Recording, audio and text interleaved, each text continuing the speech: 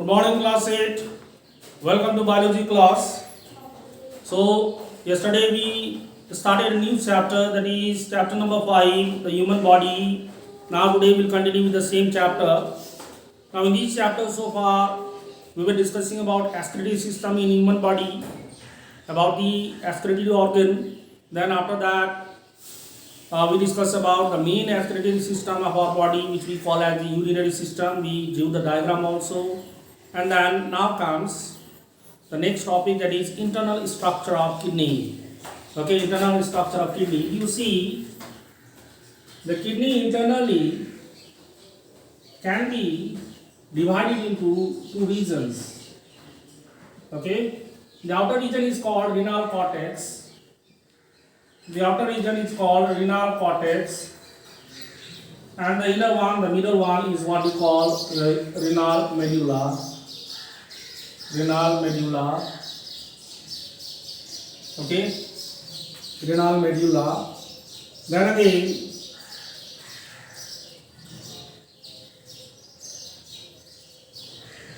renal medulla. Now here see, there are many dotted appearance in the renal cortex, showing the presence of the structural and functional unit of kidney, which we call as the nephron. Okay, nephron. So just now we learned about one point, that is the kidney is internally divided into two regions. The outer is what we call the renal cortex, and towards the middle, which we call as the renal medulla. Okay, and then the structural and functional unit of kidney is what we call the nephron. It is also called as renal tubule sometimes, or uriniferous tubule. Okay, so the first point which we understood here is that kidney is internally divided into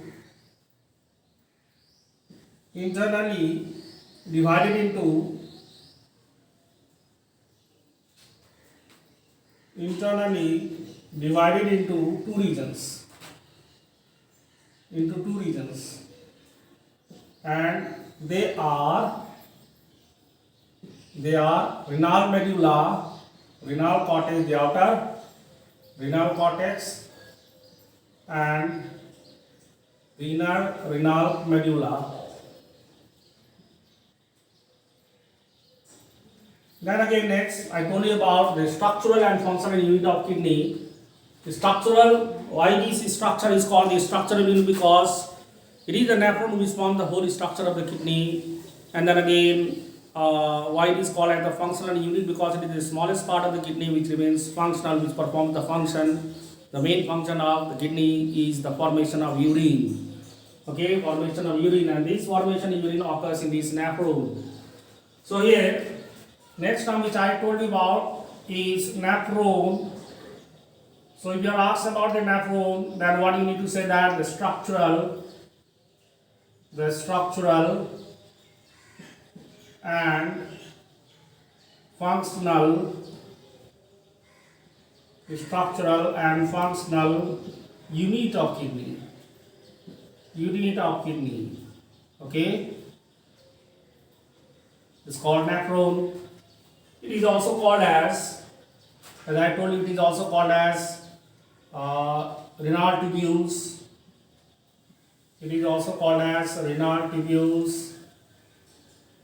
Okay, and it is also called as uriniferous tubule. Okay, so this is there. Then see, this way it is present. Many millions and millions of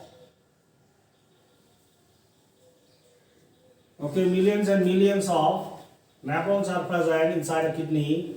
Okay, and then again they open into the collecting this one, what you call in higher classes you will be learning that they usually opens into collecting duct. Then again collecting duct opens into the renal papilla opens into minor calyx, then major calyx, then finally they open into the funnel shaped of, the starting funnel shaped of, broad funnel shaped of the ureter, which we call as renal pelvis. So if you are asked about the funnel, the starting funnel shape, the starting wide funnel shape part of the ureter, then you need to write pelvis. Okay, pelvis. So as I told you that it is the nephron where the urine is formed. After the formation of urine, what happens is that the urine one by one, first it goes into the collecting duct, then again it goes into the renal papilla, then it goes into the minor calyx, then major calyx, then finally it is drained into the renal pelvis. Then from the renal pelvis, ureter, from the ureter it goes into the urinary bladder, okay, where it is stored temporarily. Okay, then after that it goes into the urethra, and through the urethra it goes outside. Okay, during urination. So that is there. Then again after that, so let us know about the structure of the nephron. Though in class 7 it is not taught nephron structure.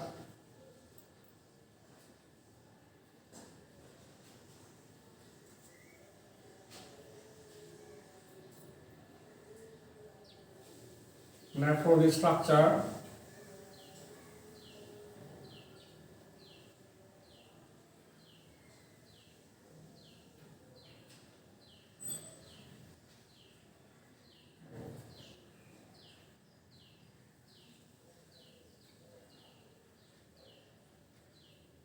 Gone from inside,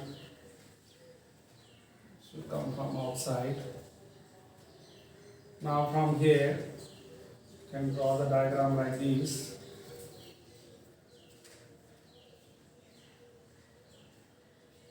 Going up, then again comes down.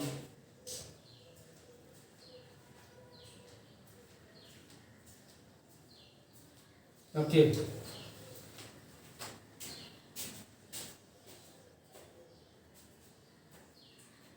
Now what happens is that the renal artery which enters into the kidney, about which we discussed in the previous class, it branches and forms afferent arteriole. This afferent arteriole enters into the cavity, okay, enters into the cavity of the nephron, okay, to form a tuft of blood capillaries which we call as glomerulus. Glomerulus. It's not there in your book, okay, but still I am teaching here. Okay, this is afferent arteriole, afferent. In class 10, you will be learning in detail afferent arteriole. And then this one is the efferent arteriole. Efferent arteriole. Arteriole, they are the branches of artery. Then again after that, this cup-shaped part of the nephron is called Bowman's capsule. Bowman's capsule. This Bowman capsule together with glomerulus is what we call Malpighian body. Malpighian body. Okay, Malpighian body. Then again, this cup-shaped part get highly convoluted or twisted, and this part is called proximal convolute tubule. I am writing short PCT. Okay, so this all part is actually in the renal cortex region, and down part is in the medulla region of the kidney. Okay, so PCT, then again PCT forms a U-shaped structure. This U-shaped part of the nephron is called loop of Henle.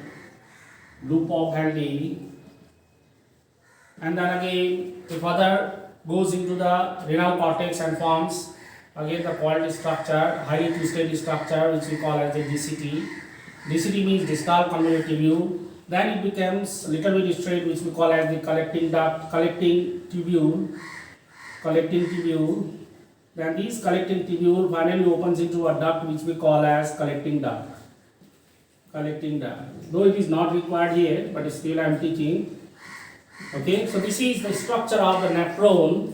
Okay, now here what happens is that when the blood flows through this afferent arteriole, okay, then what happens is that the urea, the waste materials get filtered out, okay, and again it enters into the renal tubule or nephron. Okay, then again along the length of these nephron, okay, whatever the required things like water, like glucose, like ions, whichever required, again it is reabsorbed. Okay, then again across this DCT, whatever the things excess thing are there in your body, that is the water, what you call the medicines which you eat, all get added over here. So in this way, finally the urine is formed. Okay, which goes into the another part of the this one, what you call another part, like from collecting duct to renal papilla, then again after that minor calyx, major calyx, and finally goes into the pelvis, renal pelvis, then ureter, then urinary bladder, then after that it goes to the urethra, and then it is expelled out from the body. So this thing happens here. Now after that comes the next topic. Okay, so if you are asked about the main role of kidneys, then what will you be writing? Function of the kidney. Now next topic. Function of kidney. Function of kidney. If you are asked about the function of kidney, function of kidney. Okay, kidney helps in removal of waste material, like particularly the nitrogen waste. So excrete nitrogenous waste. Nitrogenous waste. Okay, like urea, uric acid.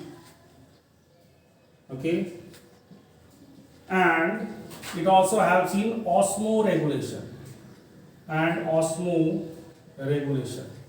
Osmoregulation means it is the process of maintaining the water balance in the blood, and then electrolytic balance, that is ionic balance, ions which are present in the blood. Okay, so if suppose excess amount of ions are present in the blood, then again this excess amount of ions are released into the urine and it goes outside the body. Okay, then again if suppose less amount of ions are there in the blood, then again across this nephron, okay, it is reabsorbed. Okay, and in this way the kidney helps in maintaining ionic balance or electrolytic balance. Same way, when the water in the blood is in less amount, large amount of water is reabsorbed from the urine across the length of nephron. Then again, when the water is in excess, then what happens is that a large amount of water is added into the urine. Okay, so this is how the kidney helps in maintaining the water balance and electrolytic balance in the bodies, which we call as the osmoregulation. So kidney has got not only one function, it has got two main functions. The first one is the excretion of all the nitrogen waste. Okay, then again the second one is it helps in osmoregulation. So 2 points you will be writing. Then again after that comes common disorders of urinary system. I think common disorders and all we'll discuss in the next class. Let us keep up to here. Thank you very much.